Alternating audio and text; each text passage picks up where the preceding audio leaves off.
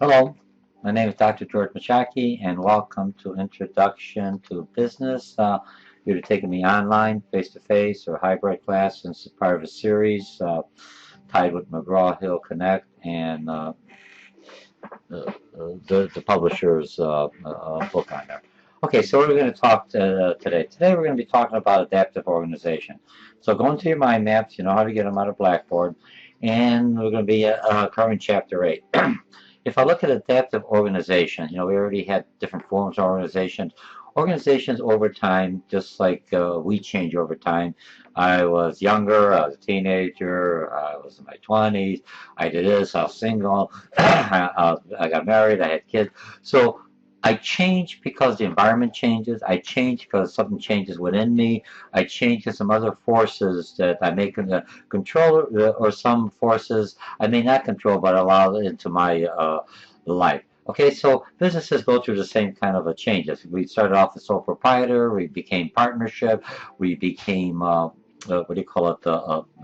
Limited S corporations, became limited partnerships, so or LLCs. So when I'm looking at organizations, as we change, when I used to do consulting, I would basically help small businesses find they went to the next level. When I started out sole proprietor, I understood everything else. I did everything else. Now I had more employees. I got to have some structure. And now if I have structure, I got to operate a little bit differently to be more effective and efficient. So now I have to have an HR department because I got an employee. Now how do I charge? Now I got employees. I can have more work. If I have more work, I now have to have a marketing department. I have to have my own accounting department. And now I have to pay more taxes. But now I have to understand more rules and regulations. You see what I mean? So all organizations have to change where I'm going. So let's go with the different structures. No matter where you're at, you're going to always have some core of any of these structures. So as an organization gets bigger, the more bureaucratic, more organized, but down the road, you still got that core of that home, that I'm a small business. It's just that I have more people working for me, so I have different processes to manage to that. There's the same thing like if I lived in an apartment, I only need a vacuum cleaner. Now I've got a house, I need a vacuum cleaner and a lawnmower. So we change our processes, and depending on the needs for the organization, depending on the needs to our customers. So, okay, so when I look at structuring, you know, division of labor, set up teams, allocate resources, assign tasks, establish procedure. Look at your own family. You know, we just had recently we were doing personal finance, but look at your family. It's your own structure, right? So everyone does different tasks. Somebody may do the dishes, somebody may do something else. And now the businesses, you do the tasks that make sense. But with every business, you have to have some kind of process that you're cross-trained, just in case one gets sick, so you do somebody else's task and they could do yours in reverse. Okay, and then what are procedures? So everyone knows you got to throw out the dishes. Here's how you put them away. So anyone else doing the other tasks, they're at least able to fill in while you're not there, or they know how your procedure ties into the whole organizational goal and adjust to new reality. You know, you have somebody else come in, you got a baby, now you have a different, you change your processes, what you could feed the baby, or your hours, or your sleep. Okay, now why change a global competition? Declining economy, faster technological change. Look, like it or not, you can't hide from technology. You're taking this class online, or you're listening to this lecture or flip the classroom. I need this talking to you, so you play it over again, so you understand. Look, the author, the book is a good reading. It's easy reading. Read the book, and now I'm trying to get you to get that essence, that feeling. The author is giving you definition, everything else. The Connect homework you're doing, what is give you definitions. The forums are kind of helping you get that feeling, that essence. Okay, so pressure to protect the environment, like most businesses are environmental green, even though it's costing me more money, but that's what my customers like. So if I want that customer to buy from me, I have to cut into some of my profitability, or I could do something else, or I could reduce my costs because I'm environmentally non-polluting, means I'm not being fined by the government, so in the long run I'm saving money. Okay, and production change, and that's because economies of scale, or we want more customization. Technology allows me to be more customized. So when I'm looking at manufacturers coming back to the U.S., but manufacturing is not the old assembly line. You're sitting there piece by piece. You're basically, the machines are doing all those works. You know, those are no-brainers. You're going back and forth. And now the new manufacturing, I have to adjust the tolerance. I have to know some of the computers. I have to know how the product is supposed to look. I may have to do some fine adjusting. I have to, even though the computer doing all the checking, I still have to have the eye. Does it look good? The machine, yes, it's all formed nicely. It looks like the color right, but when I look at it, man, there's a little blemish here. My eyes may pick it up. The machine may just look at it and say there's nothing wrong with this. You're over picky, human. Okay, so now, so you got to change. You got Henry Foyle. When I look at Henry Foyle, what he's known for is for the basic rules. You know, unity of command. Everyone knows who to report to. Look in your family. Either when you have multiple owners, you have a partnership. You have employees. You know, one takes care of the outside work, one takes care of the inside clerical, or one does the bidding. But if you have employees, this employee has to know that I have to listen to George and not to my other partner Jack or my other partner Sally. Because what happens, I'll tell him this, and the other partner says this. Now there's a conflict. Who do I listen to? The other partner has to respect. I will talk if I have to use, and George is under my or is underneath my chain of command, my unity of command. I will go to Sally first and say, Sally, you want to use him, or she'll come to me. Could I borrow him to do this activity because you're slow and I need some work? I don't want to send him home. You have something that he could do or she could do. Okay, but I still talk to the individual. To get an organization, you have to respect. Who does he or she report to, and you have to be able to show the respect. Because if you don't show the respect, your employees aren't going to show the respect to the other employees. And you can't fight among managers, because when you fight among managers, as like you fight among your parents, you're fighting. You know how to use one parent against the other, or if there's a divorce, you know there's one over the other, make you don't feel guilty, but you always look at it as your cohesive one unit working together. Okay, so we have that, you know, division of labor, you know, hierarchy. Everyone knows who where they fall into the chain. You know, a baby growing up, you know, it depends. As you get older, you get the bigger bedrooms. I'm trying to tie this in to how I remember, and this is everything else we're doing in our family, but this is now put into the business. Only there's some more layers, and I'm putting business terminology to concepts and everything else that you're doing now anyway. Not that complicated, but it makes logical sense. So when you look at it, here's how business operates. You go in the degree of centralization. How much do we go to the mom or dad, or are we empowered? So when you look at organizations, they have a central hierarchy that makes sense to buy by large bulks and everything else, but then decentralized afterwards. So and decentralized by the smaller business unit because they're closer to the environment. So if I'm a completely Spanish unit, I go ahead, I have more Spanish-speaking employees. I may have the atmosphere more of a Spanish, Mexican type of looking, or Southern American, depending on my customer base. But if I'm on a Polish or a Chinese, I'd have more Asian type of employees, more, you know, because I had to adjust to the neighborhood. That's more of an empowerment, but overall the organization meets the diversification and everything else, and we make it makes sense. So we have a hierarchy in individuals as we go through, and you can see that sometimes when I go into certain neighborhood or certain areas demographics, you can see that there's a different type of the posters and everything else, and even within the store, I can kind of tell what culture they're trying to serve. Even though they have everything else, but they may have additional stuff. They're trying to take away from the other smaller stores or other competitors, and they say, hey, we understand your needs and we satisfy those needs. And so that's decentralized. Okay. All right, so we take this. Max Weber, he's the father of bureaucracy. And when you look at bureaucracy, if you look at a strictly bureaucratic type of organization, you don't believe that your employees understand what they're doing, so it's only management knows the right thing. And if you look at the drivers, it's a diff change. But a lot of times, if you don't have the right piece of paper, next, or so they have somebody else to make sure you don't wait in line to find out, but they don't make any decision. It's all standard operating rules and procedures, and it's all decided by management. So it's all trust, you know, job description, staffing, written rules, procedure, but it doesn't give the person an empowerment or makes you very rigid. I can't do it. I got to follow every rule. You know what I mean? If I'm a surgeon doing for an operation, I wouldn't want to follow those rules. Does that make sense? But if I'm doing with customers, they have to be fluent and flexible. If I got different cultures, different prices, different everything else, I want my staff to have some empowerment with some boundaries so they could be able to respond properly. So that's where he's the father of bureaucracy. Makes more decisions, many layers of management. I'm not saying you get rid of it. You have a base. If you're the headquarters here, your smaller units can be more flatter organization, non-bureaucratic. Okay, and then bureaucracy, more efficiency, less responsive. And the book did a real good job on that. And then decentralization is how I would operate for the smaller units. If you look at Walgreens, you have or McDonald's. They got the big McDonald's. They come up with all the ideas and everything else. The small McDonald's, you go different McDonald's. You know, got the arches.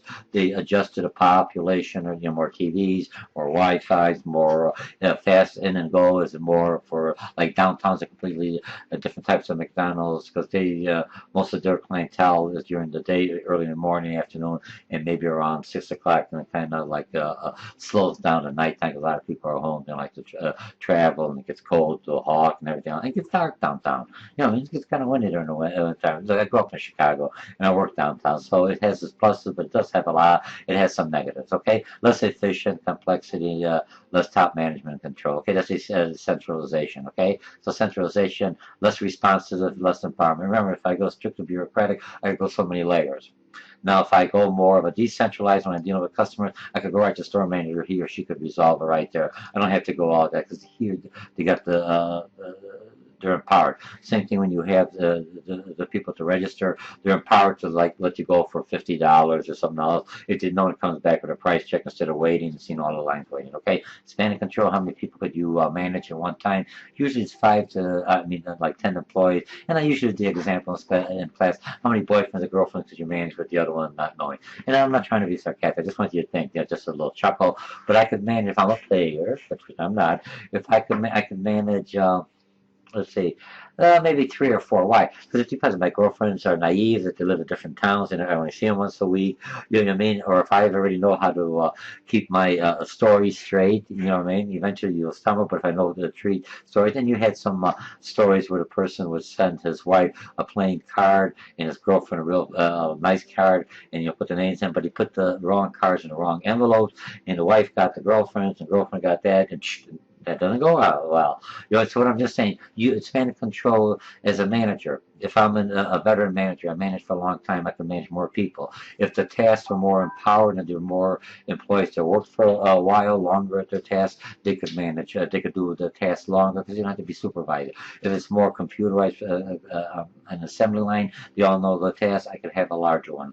Customer service, I could have a larger one. I could come in different ones and listen to their quality control if I want each one that I think that I'm not doing, and the computers in the system basically monitor and let them know, hey, you already been with this customer 5 minutes. We have an average of 2 to 3 minutes. You're going over this. Unless this is a real critical thing or you're selling something else, then your time should be limited. And do you see what I'm just trying to say? I'm not trying to say one that it's right or wrong, but from a material perspective, I can manage more this way than other ones. Okay?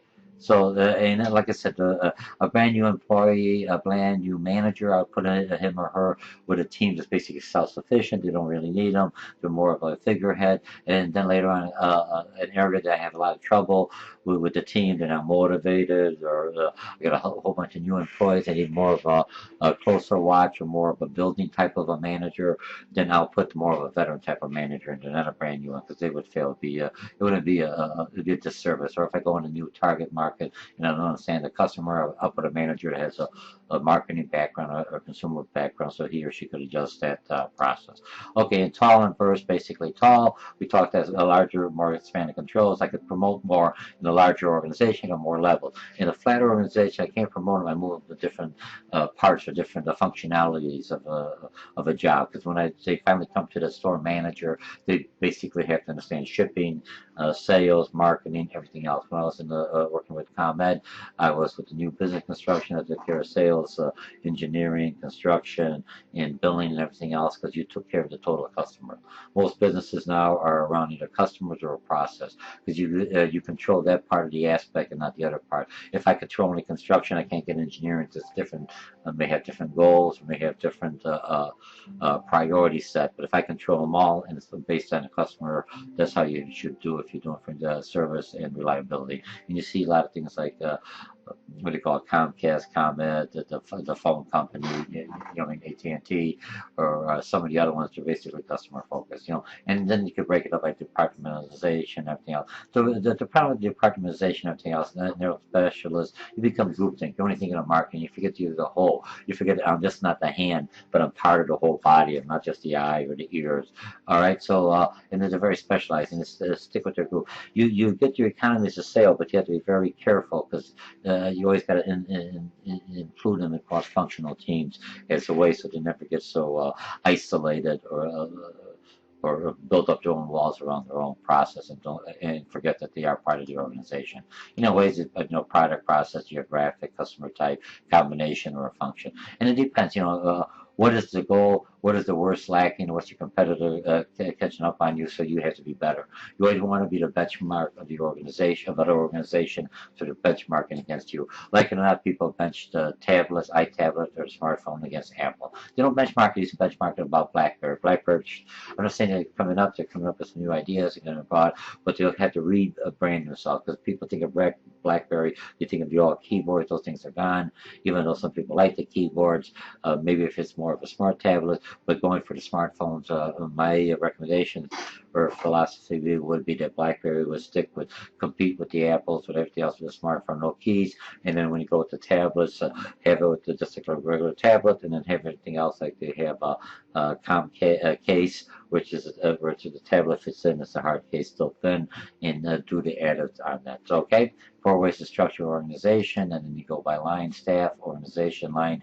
Remember, line is also by your management, line and staff, you have a combination too. You have a matrix if you want, by creativities, by marketing. And all these are just something as the organization grows. When you're starting off with your product small, you're basically not cross-functional. You're a jack of all trades, you do everything else. As you get bigger, you have more people, you start getting specialized, everyone does their own tasks, and then you get too large. So what you have to do, cross-functional teams, bring those different teams together, but they always have to work. Production has to know, here's what marketing is selling. Engineering has to know, yes, we can make it. Production says, yeah, it looks good on paper, but in reality, we can't get the product. Supply or procurement has to know, how do I get that component right in time? So you have to work in a cross-functional. Either you're independent, because you're specialist, you know how to get the best deal, you know what the marketing is going, you know what the pricing is, you know how to get your labor, you get the best engineers for your product and your specification, okay? And then building successful teams, clear purpose, clear goals, skills, mutual accountabilities, shift role and appropriate. I'm maybe the manager of the division. I used to have engineering underneath my a span of control, and I'm not an engineer, but I came out of construction, so I understand how to write the prints and everything else and read the prints.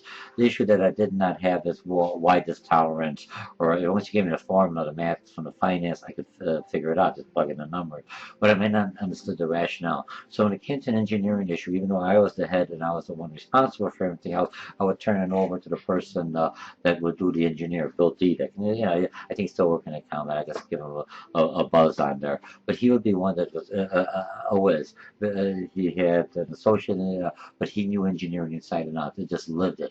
And he was the type of person that he had to respect. Remember, you don't have to have, he had the title, might not have the education at the high level, but he was training people that had masters and bachelors, and even myself in engineering. And there wasn't a consultant that could come up to him because of his expertise and his knowledge. All in here. But sometimes he might have been missed with an organization because he doesn't specifically have the degree that everyone's looking at. It's just a fail-safe, but he still had the expertise. So he would have that. So he would basically part of a team. So if I'm looking at them, make sure you put them in and has the purpose. So I would turn that over to him when it came into the engineering aspect, because then he would outdo them all, okay? And then adapting to change, the culture. If I want the organization to change, because I want younger people, I want people more looking at Facebook and everything else, I have to change the culture. I can't change them because I have all baby boomers. I slowly have to start bringing in new individuals. And then when I bring them in, they have the thing, if you look at, YouTube, you had the things with the penguin and the peacock. They bring in like a peacock to change the penguin. There's only one peacock. After a while, the peacock fell out. He didn't fit in, and he was beginning to change more the penguin. So the moral is you basically have to bring a bunch of peacocks in, not all at one time. So the peacock has somebody else to bounce off, or still maintaining their own culture and all ideas. And then you bring the other culture and you start mixing. Remember, you're not going to just put them in there and it changes. You don't want to change them too much, but you want to just change certain aspects. So when somebody else from a culture, if you look at a family, you bring a new member. My daughter-in-law is Mexican, coming in, and I'm strictly Polish. I mean, more Spanish food, more Mexican food, more of a spicier food, more of a tolerance for different types of cheeses, and she's picking up more in the Polish type, I hope, what I mean.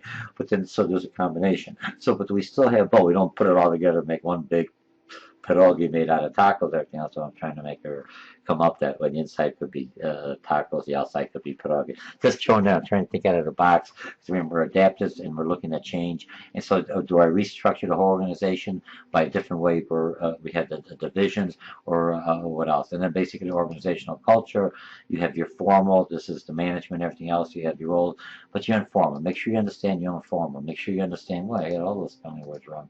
Make sure you understand the grapevine. The grapevine is the informal communication within small or large organizations. Some call it gossip. You're not going to stop it. So as a manager or an organization, how do I feed into the grapevine so they could hear it from different people? Some people just spill the beans right away. Those are people that be my decoders or encoders that I feed information into. But if I tell them, hey, this is what's going on, they're not going to believe me. Some people just believe through the informal. So make sure it's a powerful tool.